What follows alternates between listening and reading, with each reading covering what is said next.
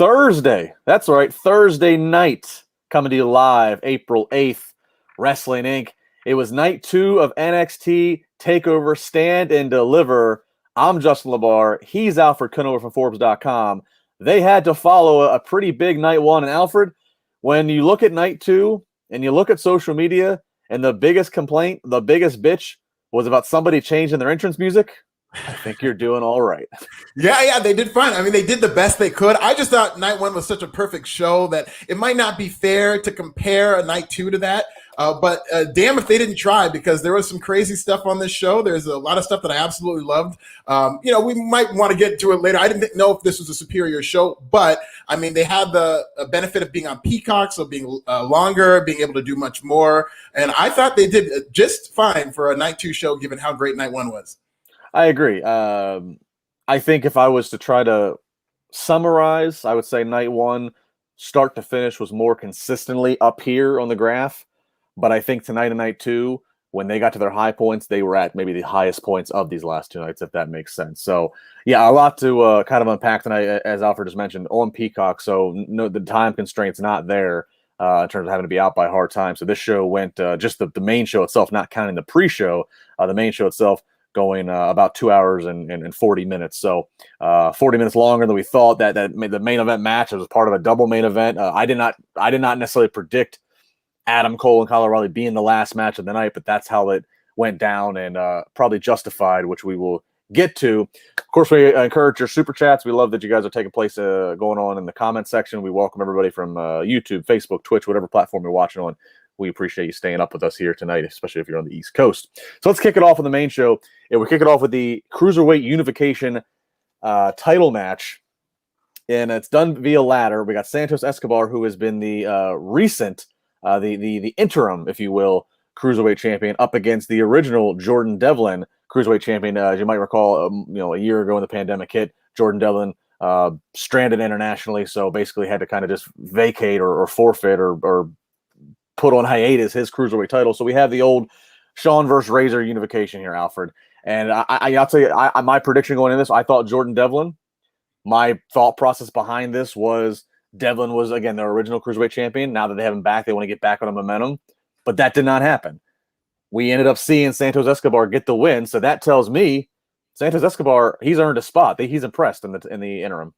Yeah, I was so happy to see Santos Escobar win this match. I thought this was a different type of ladder match. I loved Santos Escobar's psychology, how he approached this ladder match, because there's a lot of what I call dumb guy spots that have to happen in ladder matches, where you have to pretend like you're climbing slowly, you get the title, you have to touch it. But there was none of that from Santos Escobar, or very little, because he would move the ladders away from where the belt was to make sure that Jordan Devlin didn't get it. There were times where he'd be climbing the ladder, he would see Jordan Devlin move, he'd come back down and beat him up to make sure he was out. So it was like he was a defensive player playing defense with this ladder, actually trying to win a ladder match. So maybe they didn't, they did have some really great spots in this match. So, but maybe it wasn't like Shawn versus Razor, which was what this storyline is being compared to. But I absolutely loved how Santos Escobar approached this. It was a breath of fresh air to see. No, that's a great point. And because that isn't oftentimes kind of like if you watch a ladder match with a casual, like a friend who's not a regular wrestling viewer, they go, why don't they just run up the ladder right now? It's like the video game, just press X real fast, you'll be up there and you got it. This match did lack a little bit of like, for a certain time, there were some cool spots, but at some point it was kind of like, all right, well, Devlin's coming back, he's trying to get his title back, but like I didn't feel like a ton of heat. It was just so I was happy to see that we saw Joaquin Wilde and Mauro Mendoza come out and help in 301, because I felt that kind of like gave me the reminder of, oh yeah, this is who I'm supposed to be booing, this is who I'm supposed to be cheering for. And also they did a huge spot, Devlin coming off of the ladder that Escobar ultimately went on, getting thrown off and going through and cracking another ladder that was set up in the corner. So one of the more devastating ladder breaks that we've ever seen, and we've seen a couple of them over the years with the Hardys and such. But I thought this was a great way to start it. Again, like I said yesterday on night 1, how you start these shows is as important as how you end them. And you're absolutely right about this match not having heat. I actually thought that stuck out like a sore thumb. Because it's like it was heel versus heel, essentially. But the fans seemed to really be behind Santos Escobar, who was the bigger heel in this match. and B, because when the match started, it was like chain wrestling, mat wrestling, hip toss. They're working this match, like it was just like a regular wrestling match, even though you knew they were going to get to the ladder. And a lot of time passed. Enough time passed where I was like, man, so they're really not going to use these ladders until they have to climb them? Are they trying to do something different? But they eventually got to them. But yeah, I agree. The heat in this match was lacking early, but they really made up for it toward the end. $5 from Alejandro Villarreal. He says, I feel NXT did what the name of the show said. It stand and deliver. The psychology of both mid events was just amazing. Yeah, certainly a very fitting observation with the name stand and deliver. Krana Shaw, $2. Santos Escobar saying, "Ay cabrón." Yeah, when he landed on the ladder or something, he had he took the nasty bump, and he was in some pain and letting the Spanish. That was one of my favorite spots too. I'm glad they picked up on it and it earned a super chat. Me too, because I forgot to write that down, and that's a good catch. Good, you guys are being good producers here, helping us unpack all of this, because there's a lot to get to. So he stands tall at the entranceway with the rest of the group, and he has a son out there, and he gives his son one of the cruiserweight title belts. So I mean, a feel good moment for anybody who's just a feel good moment, just in general. You don't have to be a dad, but I mean, he is the heel. It's kind of like, why is he getting to do this? But I guess, I'm not going to rain on the kid's parade. But yeah, and I mean, he's got his goons out there. He was acting like a heel the whole. He's such a great heel too. So to see that, yes, it was heartwarming. But I really hate how, when somebody plays such a great heel and you get to see that human moment, it's like, yeah, that's great. But man, like, you're kind of ruining your gimmick here. Right. Pete Evans, $2.99. Santos Escobar is the one. Take the strap off. I guess he's saying Karrion Kross. I have no problem with that, by the way. Yeah, well, there's a lot to talk about with Karrion Kross and just the entire top of the card of NXT. Once we get through this night, we can kind of try to fantasy book where we might be headed into the new WWE calendar year, which always resets after Mania. Okay, up next we got a fun little backstage with MSK. They find out that their first number one contenders are going to be Killian Dane and Drake Maverick, who won a match on the pre-show, and MSK, of course, cool with that. They said they fought in the Dusty Classic. Of course, this is a baby versus baby situation, so no real bashing here, just a lot of goofy fun. MSK was asked their predictions by Mackenzie Mitchell for a couple of big matches, and they both simultaneously kept saying the opposite. So they were not on the same page for that, but they are still on the same page as far as being champions, and we're very happy and look like they're about to go off and smoke. So they deserve it. Weird choice for Killian Dane and Drake Maverick to be the number one contenders. I was thinking that Legado del Fantasma, since they didn't get pinned, maybe, and I mean they look so spectacular that I would love to see that match get run back. But whatever, I'd be fine with see Drake and Dane too. I agree with you. Like I said yesterday, because MSK had pinned Grizzled Young Veterans, I thought there was just the obvious case for Phantasma, but who's to say we won't get to that here sooner than later? Maybe they figured Dane and Drake are a little bit more of a comedy act, so MSK can kind of go through them a little bit, have a couple nice early wins as champions. Gary Rush, both nights were awesome. Also, RIP DMX. Did he just pass? Man. Did he? That sucks. Oh wow! Talk about finding out live. Oh my god! Well, yeah, what a bummer. Yeah. Jeez. Shit. Great rapper. Hell of a rapper. I mean, hell of a musician, hell of a guy. It sucks, man. One of my personal favorites, period. Yeah, Stevie, $5. RP to DMX. He just passed away. Wow. That is all right. Well, that just kind of brought the mood down here for a minute. Well, rest in peace to him and his family. That's RIP. Okay. Well, thank you guys for letting us know. Please don't pay any more money to tell us that. Yeah. All right, let's go into the NXT Women's Tag Team title matches. We have The Way, Candice LeRae, and Indy Hartwell. They're going up against Ember Moon and Shotzi Blackheart. This match, not a bad match. Pretty much what stole the conversation is Shotzi doing the tope suicide dive and basically just 7-10 splitting in between Indy and Candice. Just front flips and into the barricade, into the plexiglass. Is okay by all signs. She got back up and kept moving, but it was scary. Even after showing the replay, when I already see that she has gotten up, even when they showed the replay, it was just. And this is not the first one, Alfred. This is this is not the second one. This is not the third one. This is not the fourth one. Shotzi is one of my personal favorites on NXT, man or woman, and I don't want to see her doing these topes anymore. I mean, the fact that she's gotten lucky a couple times is like a 1 in a million things. The fact that she's had this many close calls without suffering a serious injury is a miracle. And I don't know what it is, if it's her body control or whatnot, but we've had a lot of these moments where she's that close to breaking her neck. And if she keeps doing this without addressing these problems that she has with her body control, obviously, something bad's going to happen. And I just don't, like, my heart is always in my throat when she does these dives. And half the time she justifies it by almost killing herself. Yeah, I cringe on her dives almost as much, maybe even more, to when Big E does that spot where he does this when the opponent is standing on the apron and he spears them and he takes himself out with them.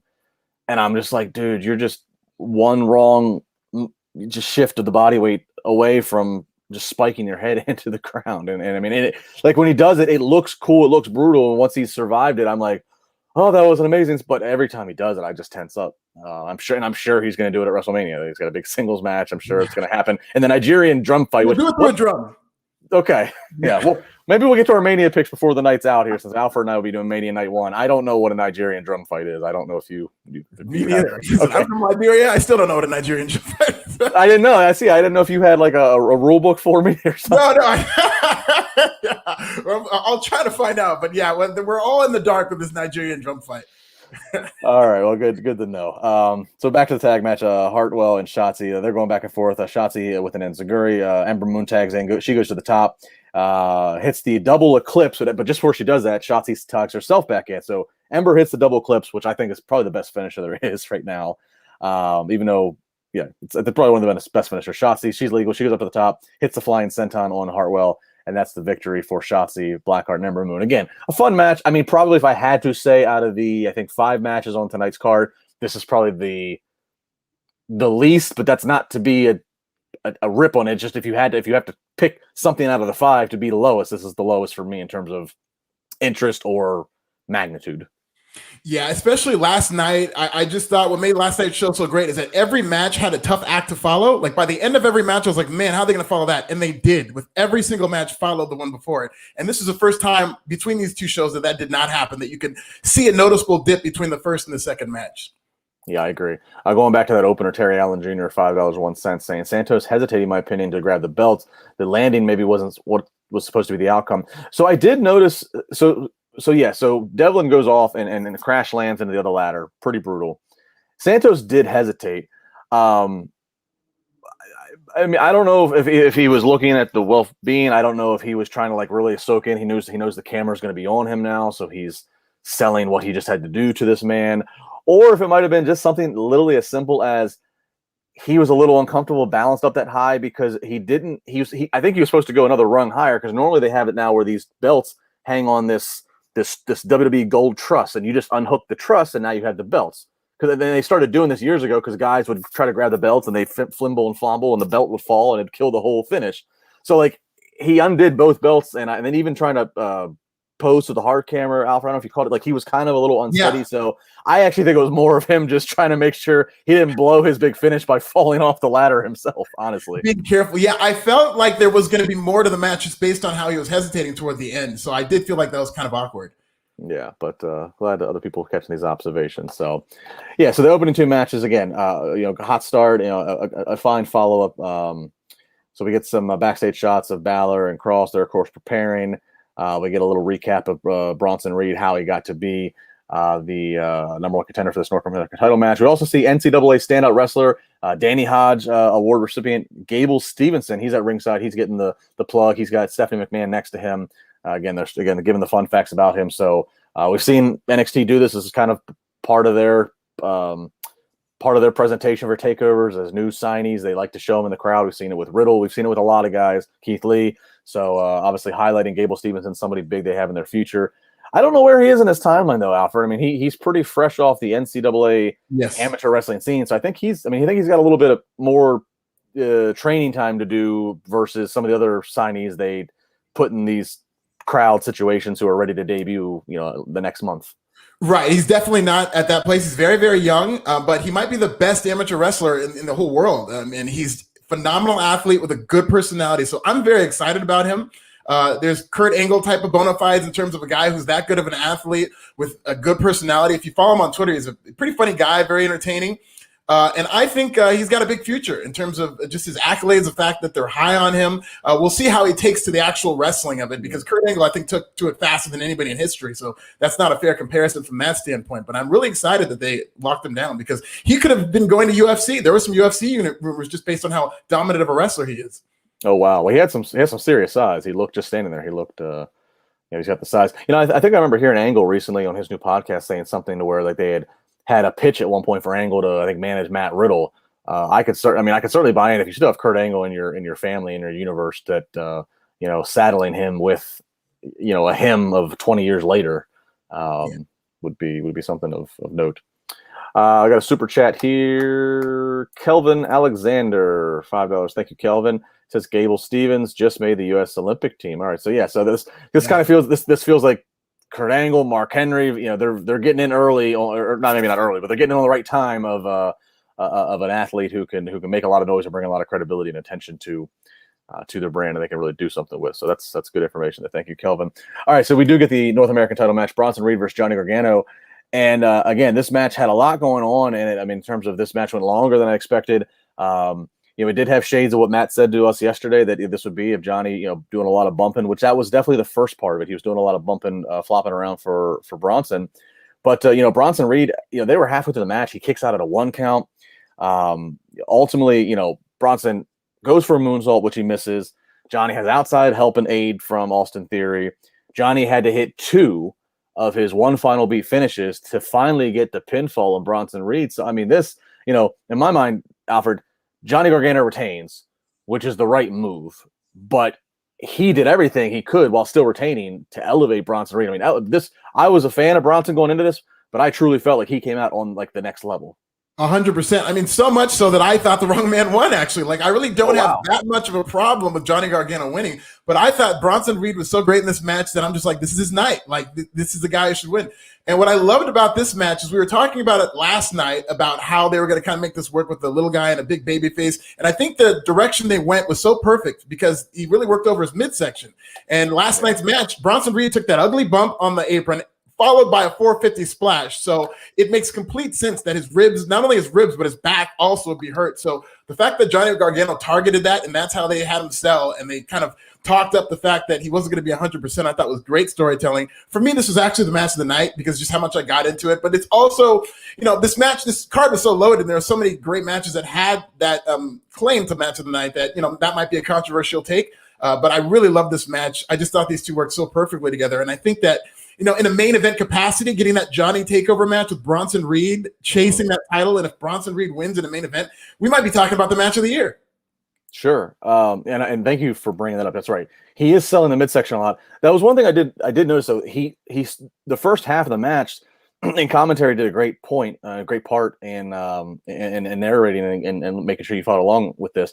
I did think that as the pace picked up and the spots it really started picking up and the falsies, I did remember at one point saying to myself, all right, Bronson, I haven't seen you clutch your midsection in a couple moves and you've been throwing Johnny around. So I almost, maybe that's just a younger performer, and this is again us being nitpicky, but I did feel like he started getting wrapped up and trying to hear the spots or remember the spots or however they called the match, and then he started forgetting to still got to sell. But again, this is nitpicky stuff, and I guess we got to find nitpicky stuff because so much of the show is so damn gleaming positive.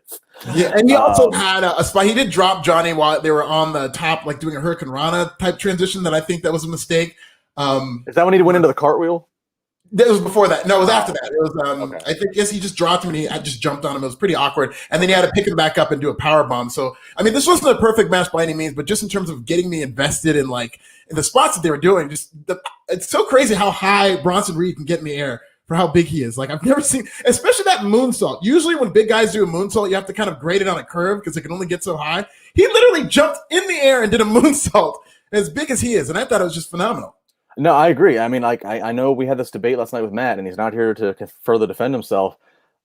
He doesn't quite get Bronson, but again, right, guys of that size to move like that, and I know he's a fan of Bam and Bigelow. I think they've cited it on commentary. Mm-hmm. I've said it, yeah, and the cartwheel, right, and that hits home to me because when I was a kid growing up, and I got to. And my grandfather was working as a promoter and such in Maryland. One of the guys who was around a couple shows that I got to get to know was Bam Bam Bigelow. So I have just a fond memory as a kid of seeing this big guy larger than life, tattooed on bald head, and then being up close and watching him do some of the stuff I'd seen on TV, but being up close as a kid and watching, whether it be in rehearsals or watching the actual match, I've always just had a certain affinity and appreciation for the late Bam Bam Bigelow. So then to see somebody who has that same athleticism, but maybe even more so, and is even bigger in terms of how he's built wider, than Bam Bam. Bronson Reed's just so impressive to me. So overall, a lot was accomplished here. I'm really looking forward to next Tuesday to see where Bronson Reed goes next. Does he get to continue to chase Johnny Gargano or what they do? But definitely a match worth checking out. Michael Sachs Jr., $2. He goes, how far away is Parker Boudreaux? So yeah, talking about in the world of prospects coming up, Parker Boudreaux. He's the NCAA Division I football player who was playing, I think, for Central Florida or South Florida, and he just up and said, "I'm up and done." He could have. They talked of he could have gone to the NFL if he wanted to, but he decided to choose pro wrestling. So I think he has been training longer than Stevenson has, and it seems like he is a little bit closer. And he's got the. Everybody calls him Brock Lesnar Jr. Yeah.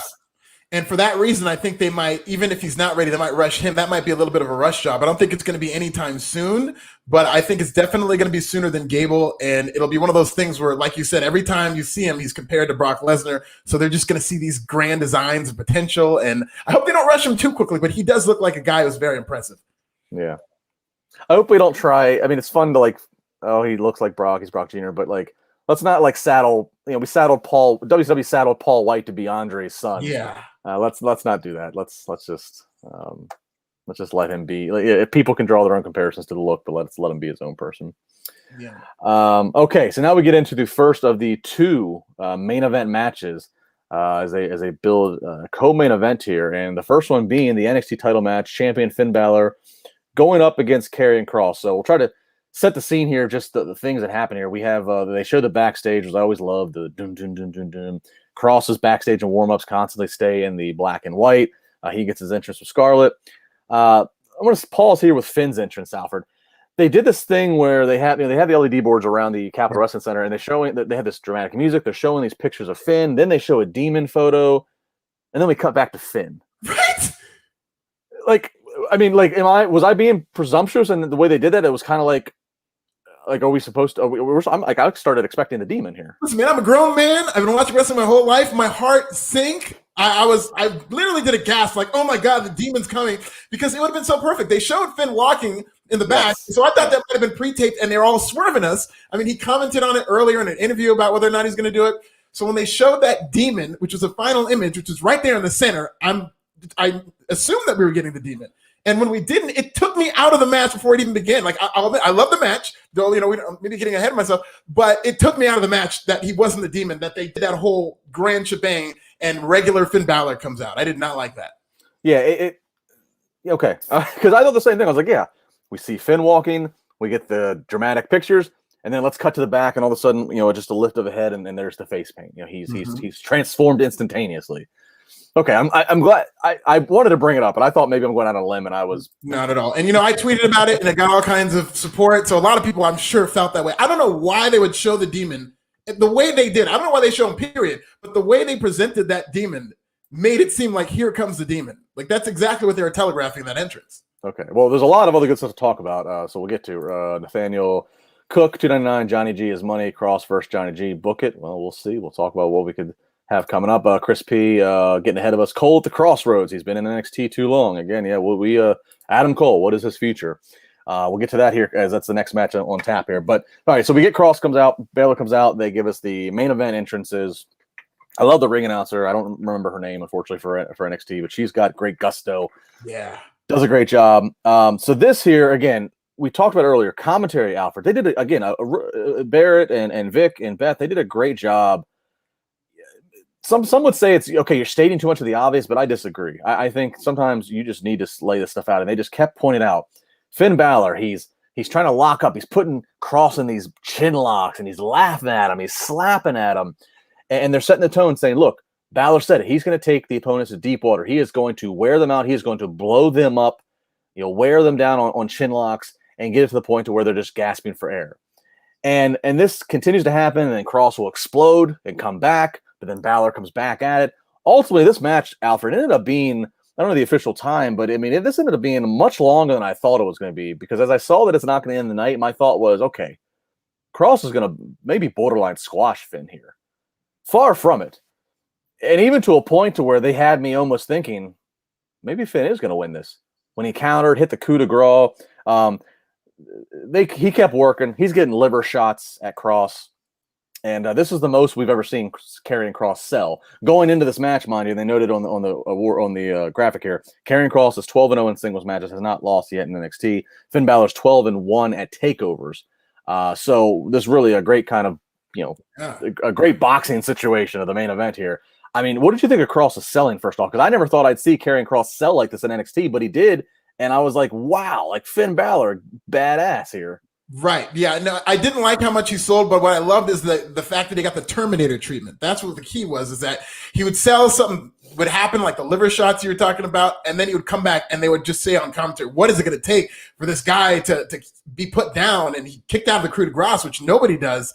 And I just thought both guys were so phenomenal in having a war, just a violent, brutal wrestling match, which was exactly what it needed to be. The storytelling, you're absolutely right, was great, especially with them tying in the fact that Finn Balor cut a promo, and I forgot about this promo because so much happens. We have to cover these two shows in one night, that he did cut in a promo saying that I'm going to make you emotionally, get so wrapped up that you emotionally lose your head and you lose this match. And that's what was behind him slapping him in the face and laughing at him and stuff like that. But once this match really got going, my only complaint about this match was that when Karrion Kross was just grounding and pounding Finn Balor and his face down, I think that would have been a phenomenal finish. If that match was a finish for me, it would have been one of my favorite matches of the year, because I just thought it's something you don't see in WWE. It's something you don't see in NXT. And it looked so violent for Finn Balor to just go limp and Karrion Kross to replicate that ground and pound. I love that.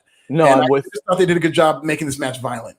No, I'm absolutely with you, because that was not too long after where they had me hooked, where I thought, okay, Kross was gearing up for his forearms. He did the TikTok motion. He went to do it. Then Balor hits him with the inverse kick, and then ends up going into the coup de grace. I was like, oh my God, this is it. They're actually going to do this. Like, Finn's going to retain. And then no. And then when Scarlett's screaming at Kross and he snaps and he starts doing, I thought ground and pound, a ref, kind of an MMA finish here. Yeah. So yeah, I could have certainly been okay with that. Justin Lopez 499 saying, same thing. Finn looks strong as hell in this match, though. Never seen Kross sell so much in a match during his NXT run. So yeah, so we get to the final the final sequence here, and Kross charges, keeps hitting forearms on Balor, who's trying to survive. Ultimately gets the pin. So again, maybe it could have been stopped a few minutes earlier. Again, X's and O's can be debated upon, but Karrion Kross is your winner. NXT champion now, wins back the title that he never officially lost, had to vacate due to injury.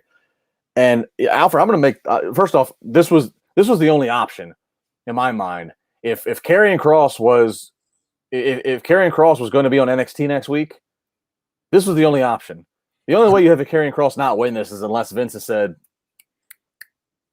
over here, and so this had to happen.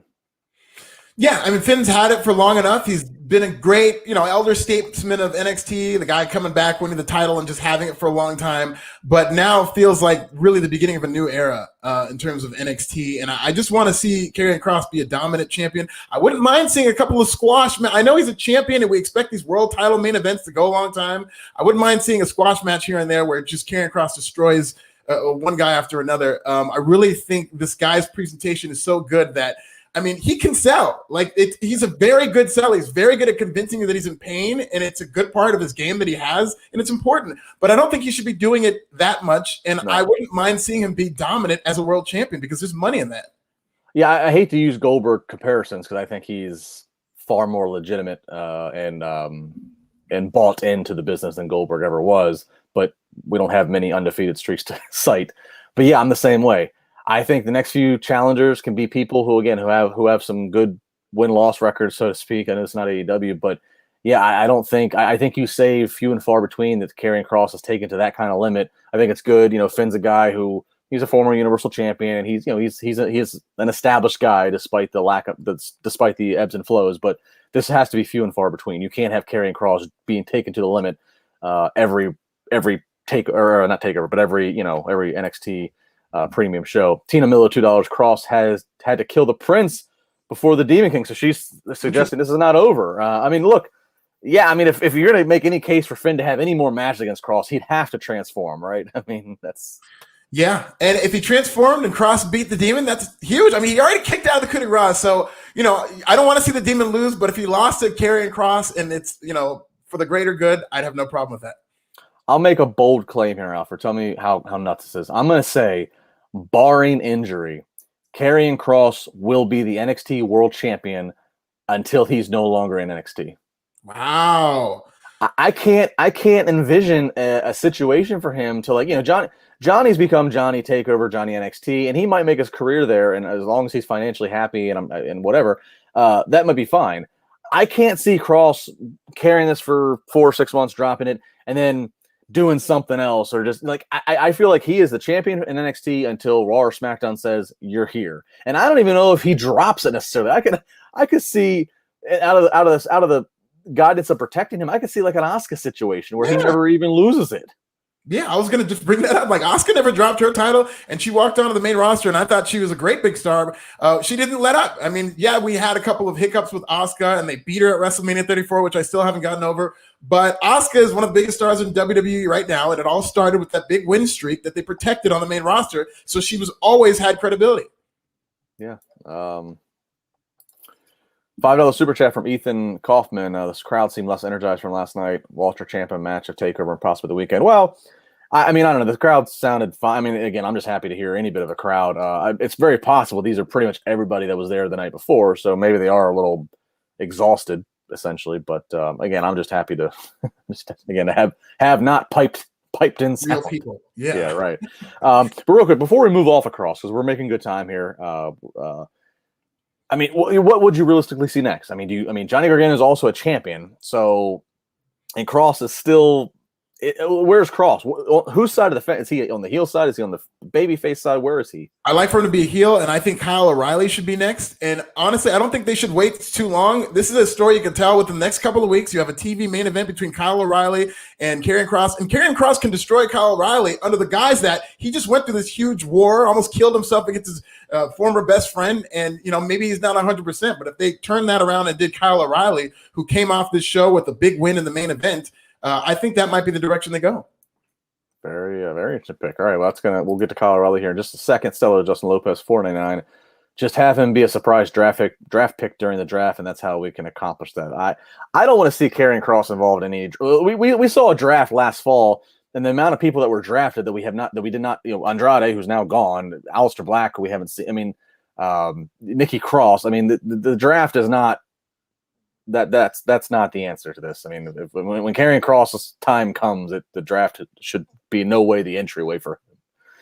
Yeah, that's too regular for a guy like him, who's kind of just kind of like the supernatural force and has got this grand entrance. You don't want to see some technical transaction that brought him over to Raw or SmackDown. Right. I don't want to see the black and white of him and Scarlett like I did tonight of him warming up with the punching bag, and then all of a sudden the record scratch, the black and white goes to color, and walks Adam Pearce going, "You've been drafted to SmackDown, pal."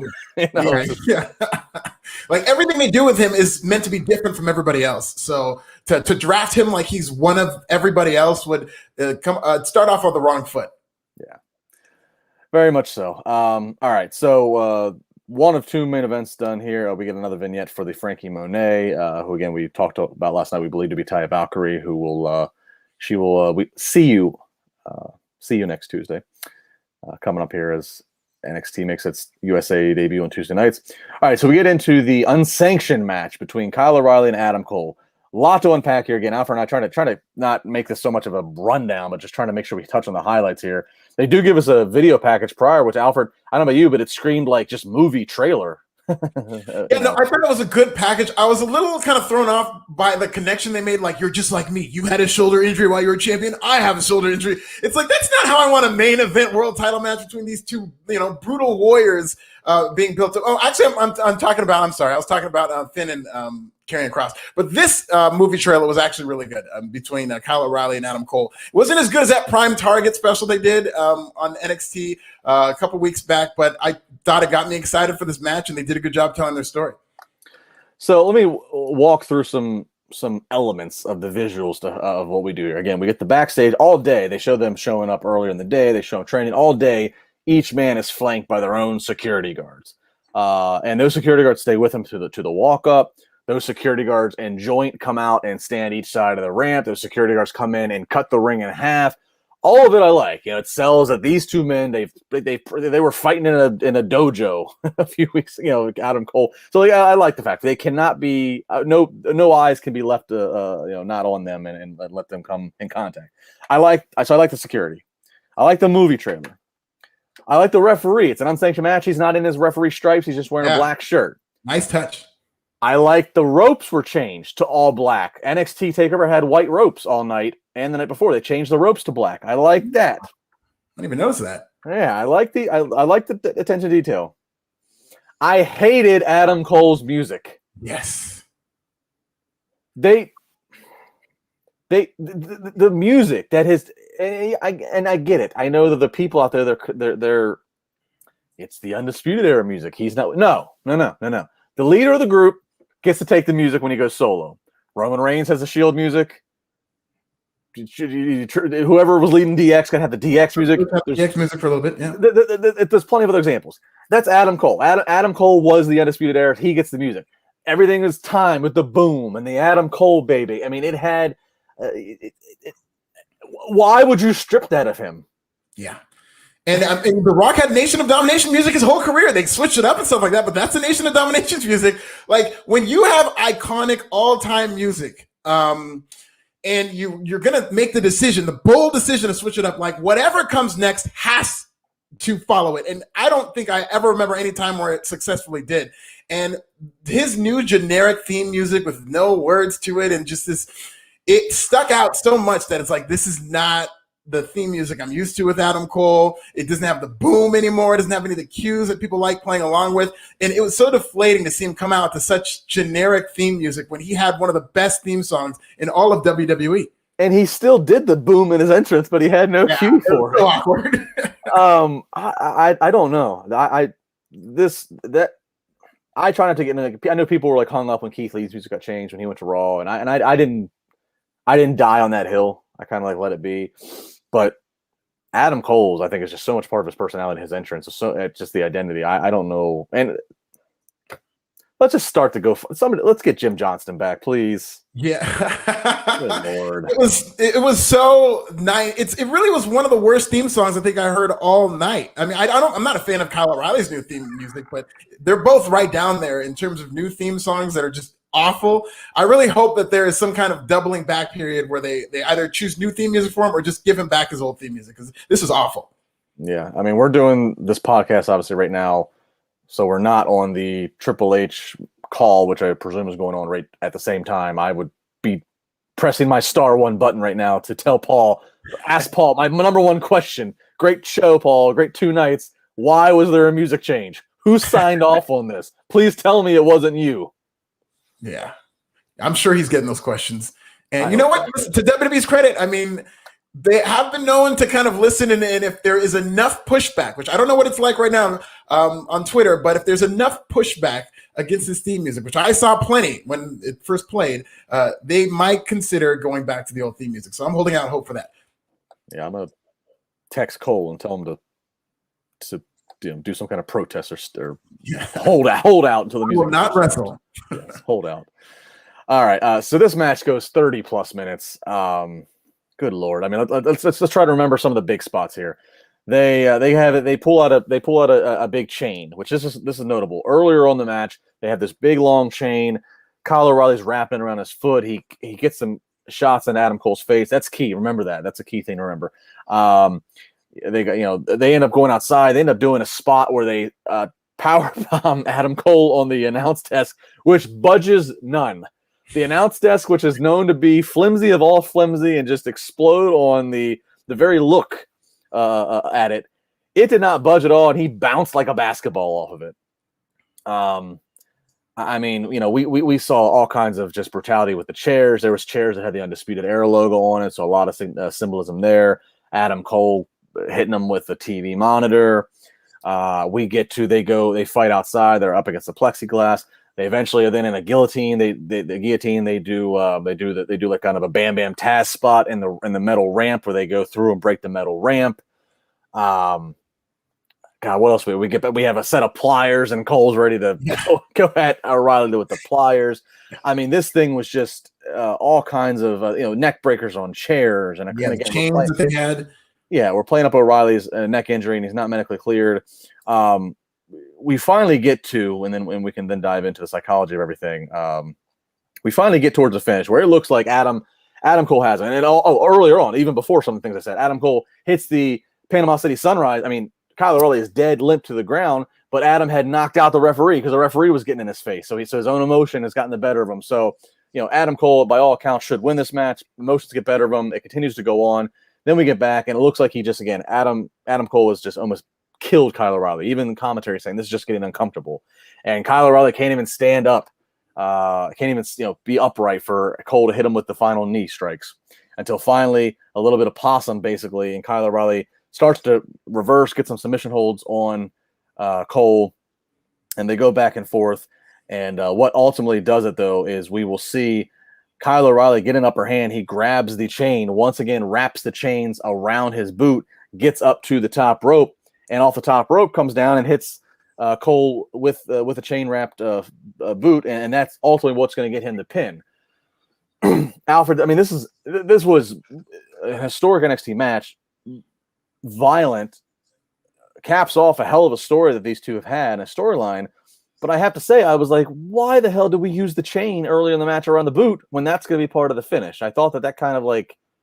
And it made it very repetitive, and I mean, it made it frustrating of how long this match went if they were going to just kind of go back to it like that, and kind of exposed it a little bit, that you would use it, it doesn't work the first time, then you kind of use it the second time. And I just felt like this was a marathon of a match where I was so into it for a lot of it, especially the early parts when they really started breaking out the weapons and doing all these creative spots. I mean, there's a lot of creative stuff that they did with these weapons, but I think it just got self-indulgent. I understand that they needed to have this war. They're telling this story, and this is exactly what I expected, except maybe 10 minutes less. Maybe they could have shaved off a little bit. This match needed editing. I felt like every idea they thought of, they wanted to do.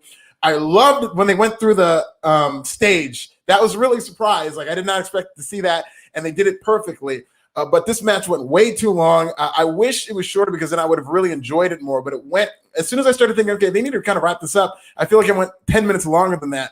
But having said that, I love that Kyle O'Reilly won this match. I love that they really did tell an epic story throughout. I just thought that they could have done it with a little more editing.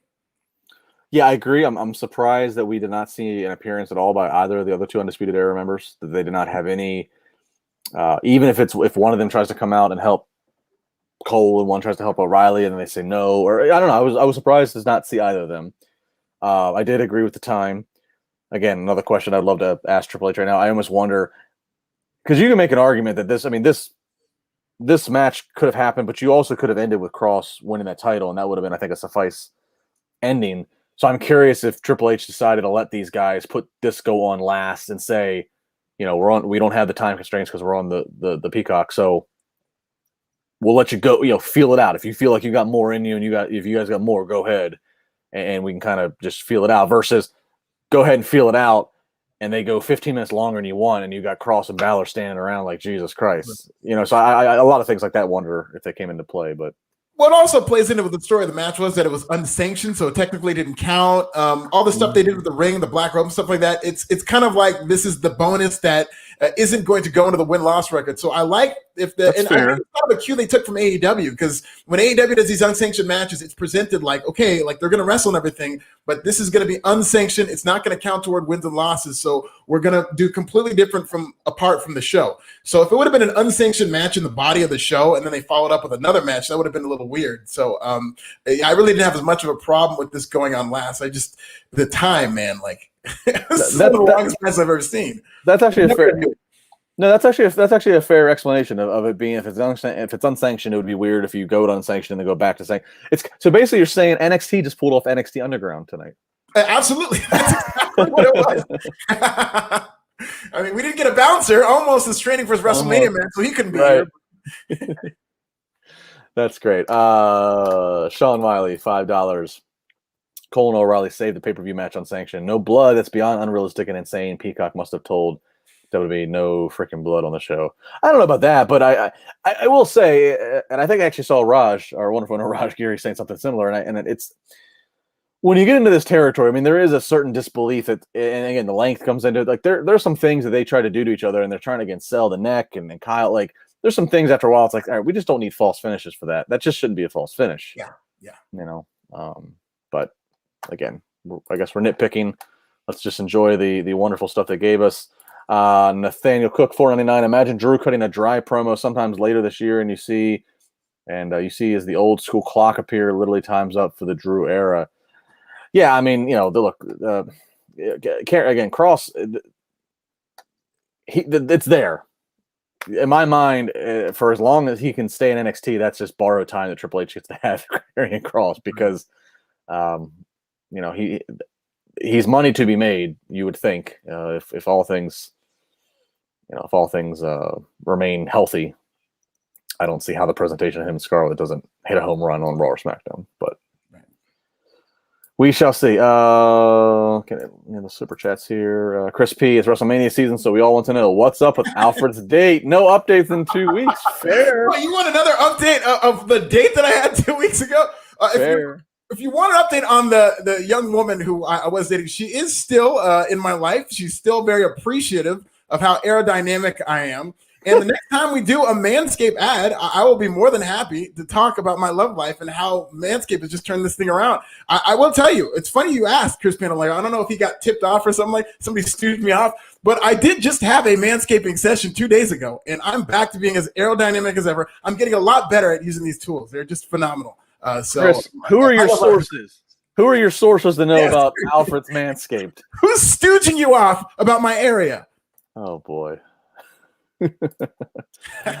All right, so to wrap it up here, so Adam Cole, he loses, he's getting stretchered out. Kyle O'Reilly stands tall. I mean, my guess, it's just a guess here, I don't think you can have, after having the NXT career that Adam Cole's had, I don't think you can have any other farewell match than that. I don't see how Adam Cole, even if he goes away for 3 or 4 weeks to sell the brutality of this match, he's already been world champion. His group is dissolved. They've had all this. I mean, I don't see how he comes back in 4 weeks and he has something else to do. What's he going to do? Chase the North American title? Yeah. I think that this has to be the end of the NXT line for him. And we're at the perfect time for people to debut. Like, WWE is just ongoing, but I consider a new season to be after WrestleMania. So this next season that they're going into would be perfect for Adam Cole to just slide right in. I mean, he's done everything in NXT 3 or 4 different times. Like, he's been there, it seems like forever.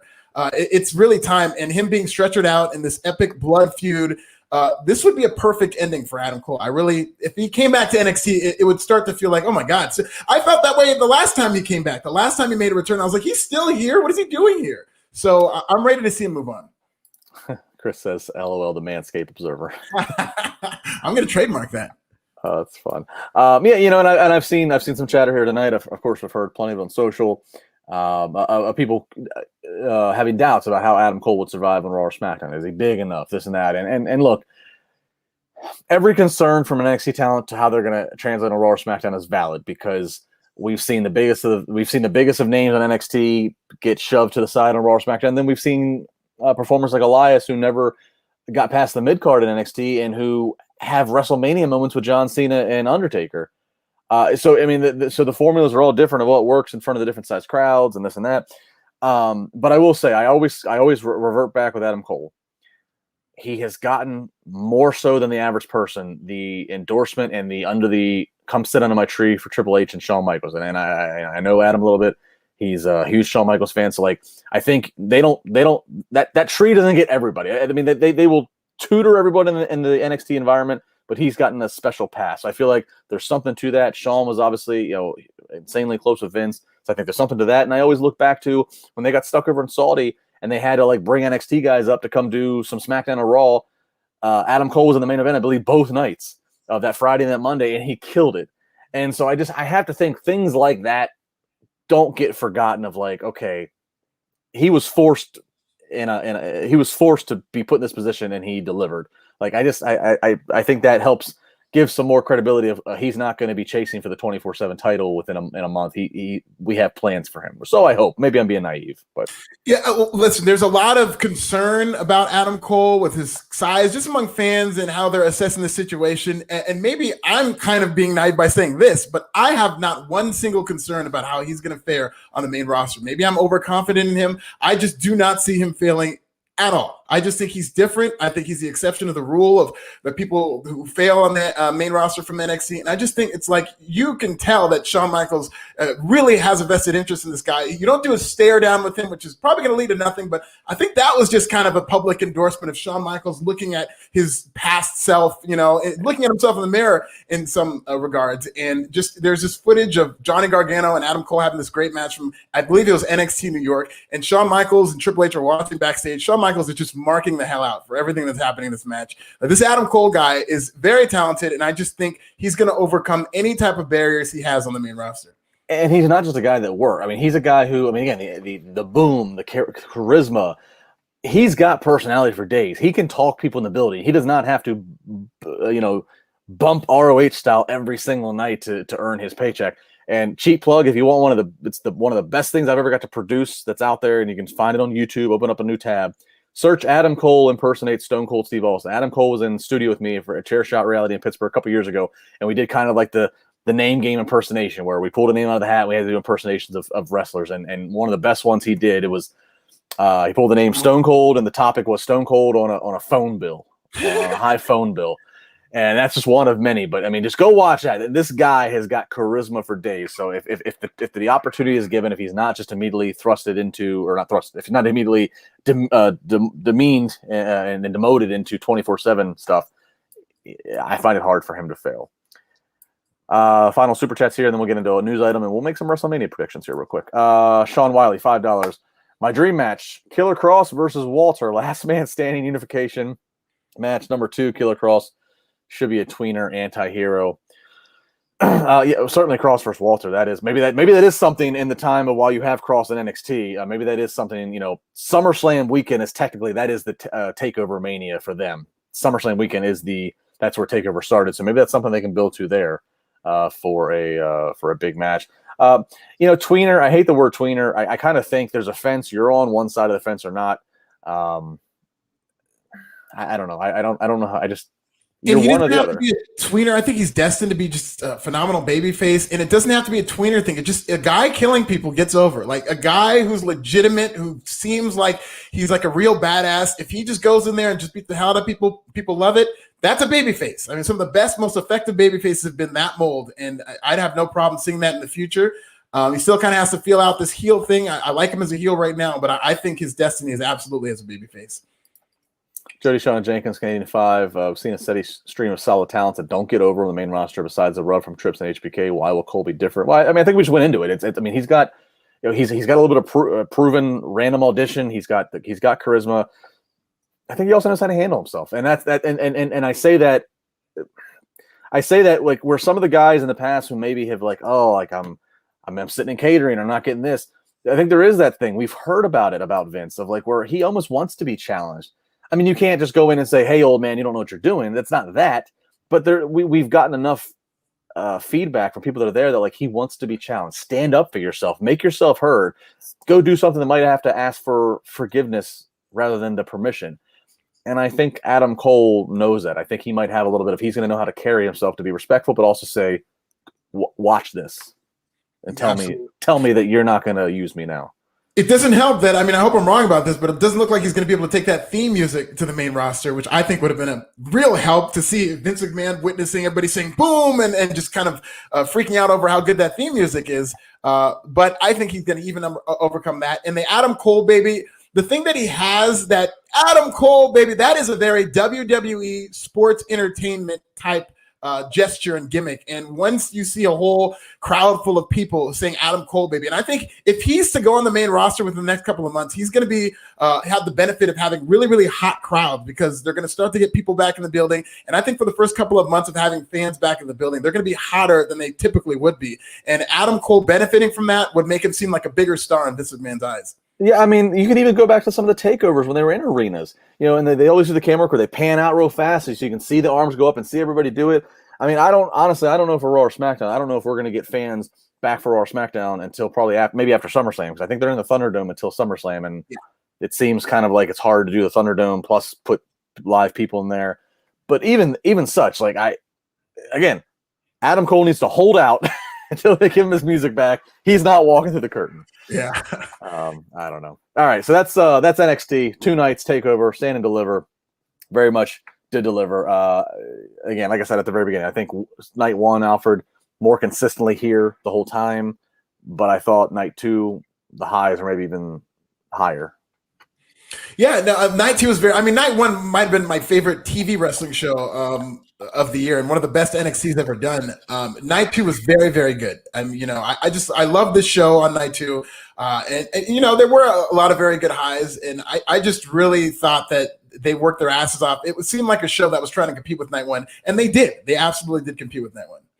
Sure, and it should be. Let me actually see if I can pull it over quick enough without delaying this. So we talked about last night, how good we're talking about now. We're talking about last night how good night 1 was for NXT, and of course it was going up against AEW for the last time on their Wednesday Night War, and they ended up beating AEW in the total viewership, but those numbers were only based on USA. That didn't account for whatever else they might have had on Peacock, so I couldn't get the numbers fast enough. I don't want to stall, but I thought that was interesting. That's kind of a nice little way for them to go out of they win in the viewership, and then it's like, oh yeah, we got more that we just don't even have accounted for and reported. So yeah, I think it was 768 for NXT, and I think it was like 688 for AEW. And AEW didn't do very good numbers. They've been kind of struggling the last couple of weeks. Last week they did their worst number in the 18 to 39 or 18 to 49, and then this week was their second worst number of the year. The first time they've dropped below 700,000 since they competed with the Insurrection. So AEW is kind of going through it right now. For sure. All right, one news item we want to bring up here before we go to our WrestleMania predictions. Nick Khan, who is a WWE president and chief revenue officer, he was on the Colin Cowherd podcast to promote WrestleMania 37. And he had this to say about Becky Lynch and Ronda Rousey, saying that he said this about, I think actually specifically Lynch, saying that she will be coming back at a certain point in time in the not too distant future. I believe that also applied as well to Ronda Rousey. So, what does that mean? Again, night after Mania, does that mean once we have fans back? What is not too distant future? We'll have to see. But, at least acknowledging that, Becky Lynch, who of course has been away since she got pregnant, has had a child, and then Ronda, who has not been around since she lost at the last WrestleMania that was in front of fans 2 years ago, that they still, of course, are with the company and there are plans for them. So something to keep your eye on. You can get more of the quotes in context over on Wrestling Inc. All right. Alfred, that. And I just want to say really quick, I really hope that they do hold out until fans come back, because that's not something I want to see given away in the Thunderdome. Like Ronda Rousey and Becky Lynch, those returns are too big for the Thunderdome. Yeah, I mean, Becky's so interactive, and the man gimmick. I could see them pulling the trigger on her coming back earlier or coming back before that. But yeah, I think you got to wait for Rousey and the fans. I think Rousey coming out into just the Thunderdome, there's going to be a miss there, but we shall see. All right, Alfred and I will be back Saturday night after night 1 of Mania, so we'll be able to talking either gloat or have to own up to how correct or incorrect our predictions are. But let's go through here real quick, Alfred, and go through the 2 nights of WrestleMania, give our predictions. All right, so night 1, we got Sasha Banks, champion, defending against Bianca Belair, of course. 2 over characters. Also, the history we making here of the first time 2 black females in a WrestleMania match, a title match, one of the premier matches here. So where do you come in on this one? I think this is Bianca Belair. I mean, the story that they're telling hasn't been the greatest, but Bianca Belair is kind of on a rocket ship right now. She won the Royal Rumble, and Sasha Banks has finally had a proper run where she's been kind of a dominant world champion, and she's gotten some time with the belt. So now's the perfect time to drop it, and I really hope it's Bianca Belair. I mean, it's going to be great to see them wrestle. I think they're going to wrestle a great match that is deserving of a better type of story that they should have been telling, but I think the match will be just fine, and I think Bianca Belair is going to win. Yeah, I agree. It's been a wonky build. They haven't, they've had them lose and do some things that is not not normally advised on the road to Mania. But I agree. I think Bianca wins, and I also am going to predict that this is the first match. I'm going to predict this is the first entrances you get to see fans. It's going to be these two girls coming out. So you could argue that's better than the main event. That I would, if you know, put myself in the wrestler's shoe, I would rather go on first and be the first match in front of people than go on last either night. I could, if they follow through with the rumor we've heard of not doing a pre-show match and allowing this to be the first time we see the entranceway lit up and them doing the entrance, I absolutely agree. These two girls are the perfect entrances to do it, and that's maybe a bigger honor. I mean, let's put it this way: I think either this match kicks off the show, or Drew versus Lashley kicks off the show. Sure, and Drew's the first one who gets to come out.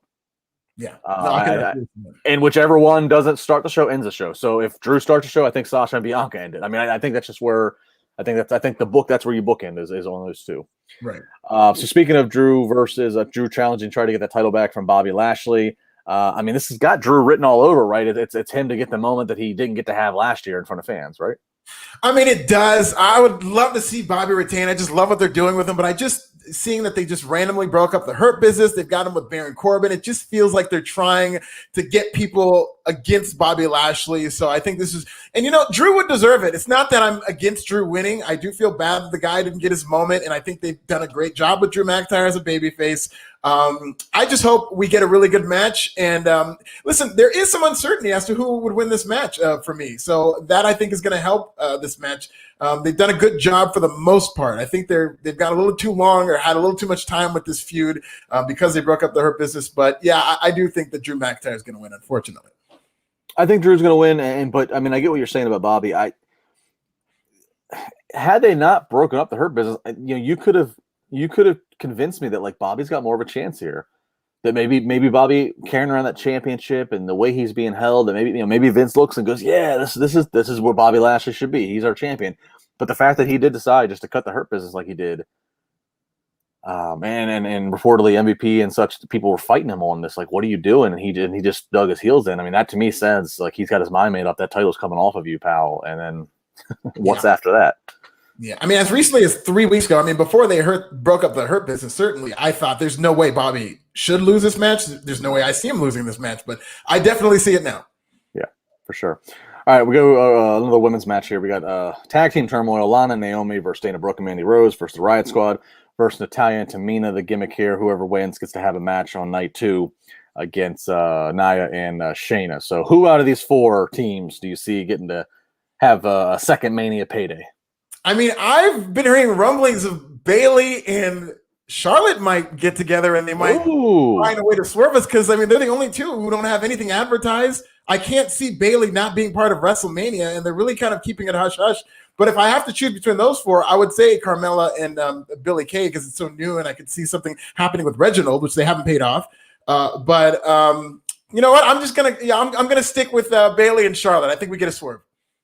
Well, mind you, we're making these predictions right now on a Thursday night, so maybe tomorrow on SmackDown, Charlotte shows up and inserts herself, and so who knows? I don't know where to go here. I'm gonna go Lana and Naomi just because like Lana's had this long-standing thing with Nia and Shane. I just feel like that's maybe there's like a layup there. Plus, they're in Florida. Naomi's from the area. Lana's got history, and she went to Florida State. I don't know. Trying to find connections. All right, we got New Day, Kofi and Xavier Woods up against AJ Styles and Omos. So this will be the first, at least the first TV match for Omos. I know he might have done some NXT Florida house shows stuff, but not on TV. So I mean, good Lord, what a first stage. We're bringing the fans back, and you're the big sumbitch that's got to go. That's got to go on a Mania. I mean, I got to think this is AJ and Omos winning. I don't see them losing, and I got to think this is Omos gets the pin, right? Yeah, it has to be AJ and Omos. I'm very excited to see Omos' debut because I think they've done a good job with him as a television character up until the whole mob thing. I don't like the mob giant thing, but I do like Omos. He's very impressive to look at. I mean, I think I was talking to you guys about this. I was watching a lot of wrestling over the holidays, and we were watching TLC, and I was watching with my family. They were just there. And he's the one guy where they just stopped and they're just like, who in the world is that guy? And I'm just very excited for Omos. I think, maybe he's green and whatnot, but he's with one of the best wrestlers who've ever done it. And I think AJ and Omos are going to be very fun as tag team champions, I think. Yeah, I mean, he's the last guy to be as legitimately tall as him is a mix between the Great Khali and Giant Gonzalez. Yeah. But like you said, neither of them got to sit next to AJ Styles every night. Actually, the one thing that probably hurts Omos is just the situation of he gets to see AJ every week at TV and AJ doing his thing. If we were in a normal circumstance where he was on the road and AJ was doing house shows 2 or 3 nights a week and almost really got to watch the same match every night and got to really pick the brain and not just see a TV match where they're more on TV time cues, I think that would help him even more. So I'm sure he's doing Performance Center stuff, but yeah, I mean, this has to be all about Omos at the end of the day and crowning him as a new big deal here. Cesaro versus Seth Rollins. This is kind of a tough one. I see Seth Rollins winning. I do see him getting spun a bunch because that's what this has been built around. So they'll probably do maybe he'll do a record, 30 times around, whatever the record is. But I do see Cesaro winning this match.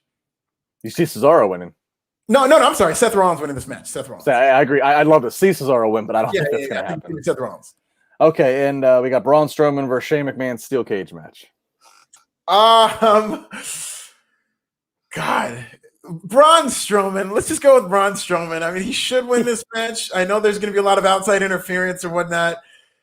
This has just been a nightmare of a feud. I'll go with Braun Strowman. Why not? I love Shane and I love Braun, but I'm so disinterested in this. But yeah, I'm going to go with Braun. It should be Braun. Yeah, I guess.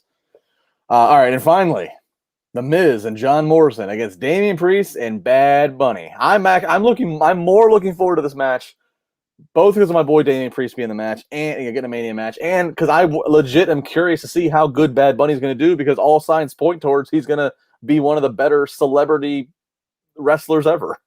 Yeah, I'm going with Bad Bunny and Damian Priest, and I'm back in this feud because of that promo Bad Bunny cut this past Monday on Raw, which is where the hell did this come from? Yeah.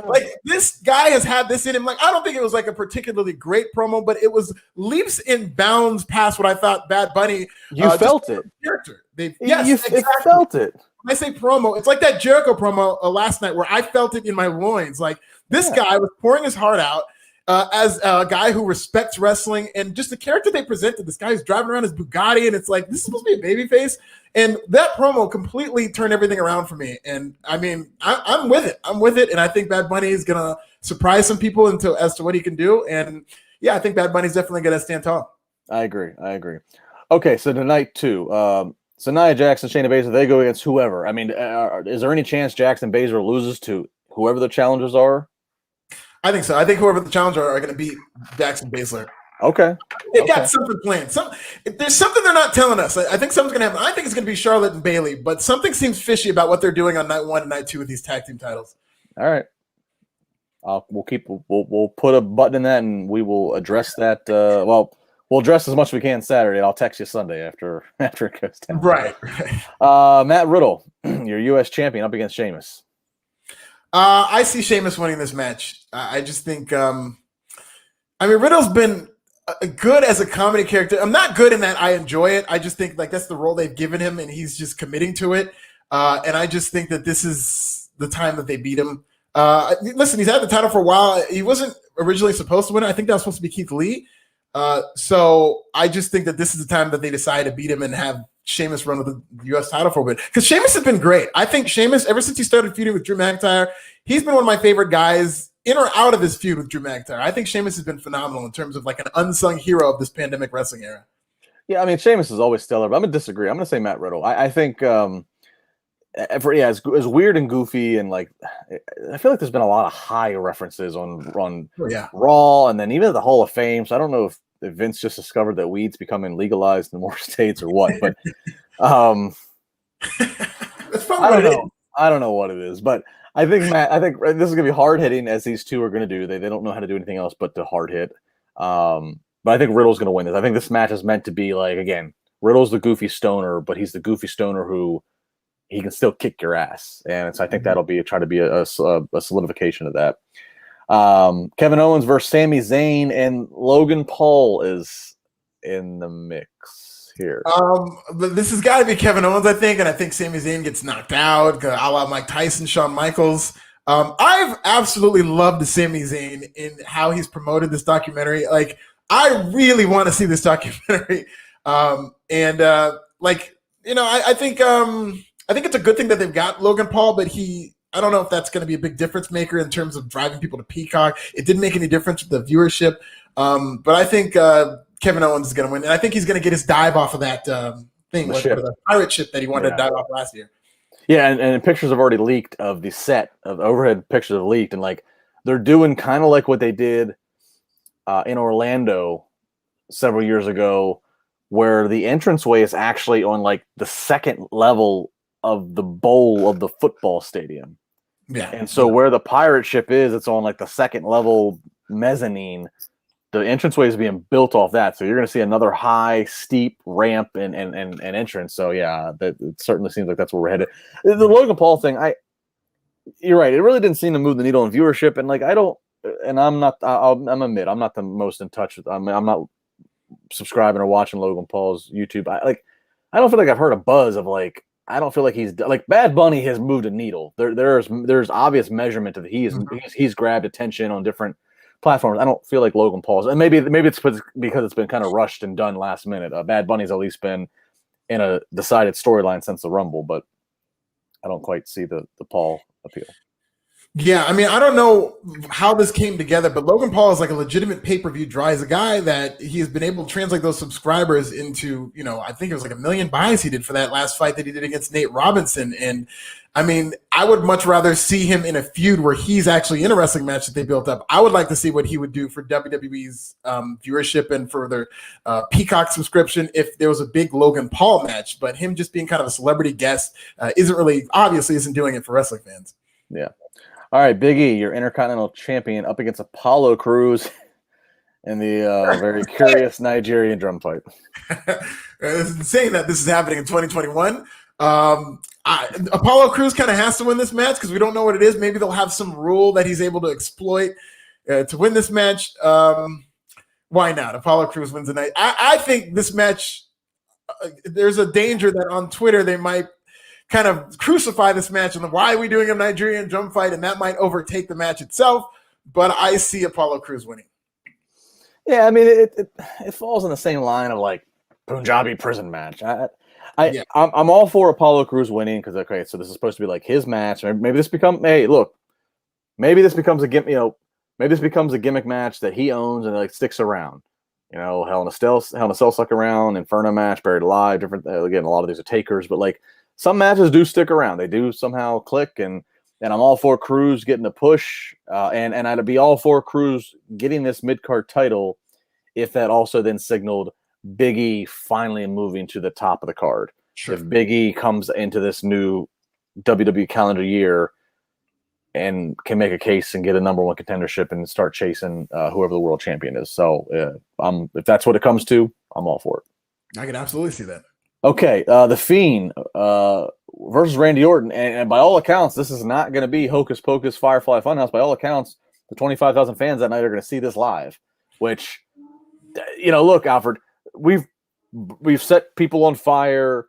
They've done a lot of stuff, and the verbiage going into this is Alexa's like, Randy, Legend Killer, you're going to die.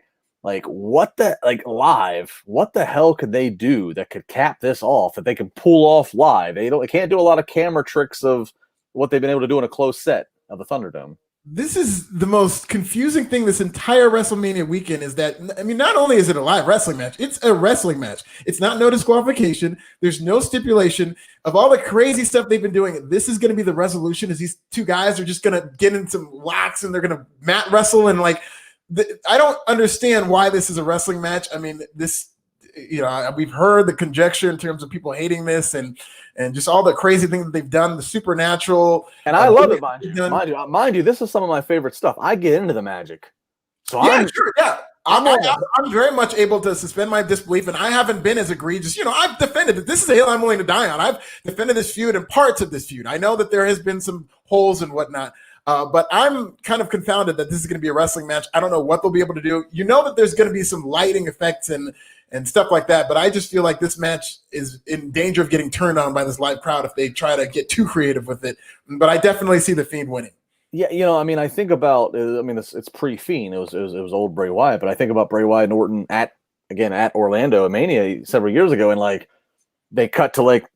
The ring had like an LED light, like there was like there was all kinds of special effects, and I can remember being live in the crowd there, and it did not come off well.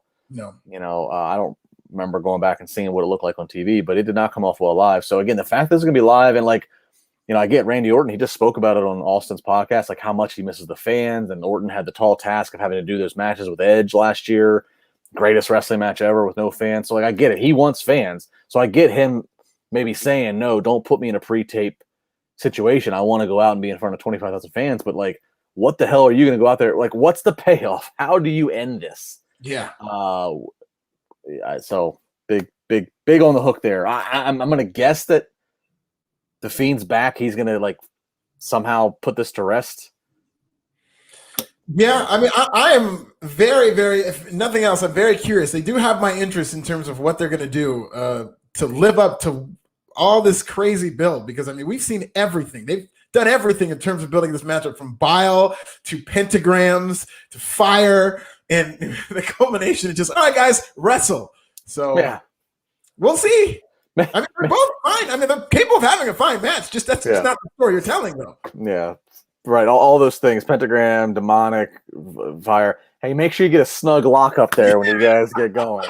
Grab a hold, brother. Grab a hold. All right, Asuka defending her title against Rhea Ripley again. This is Thursday night. That's what we know now. We still have a SmackDown to go. Perhaps the match gets changed. Whether who walks out as champion on that side? Is Asuka walking out as champion? I think it's Rhea Ripley.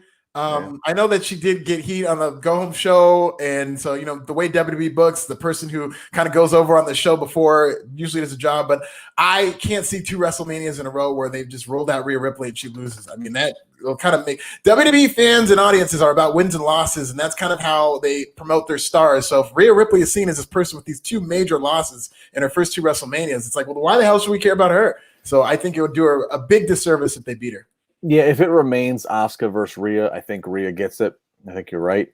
But if they throw us the story in the next 48, 72 hours of Charlotte's in this and it's a triple threat, then I think Charlotte wins it.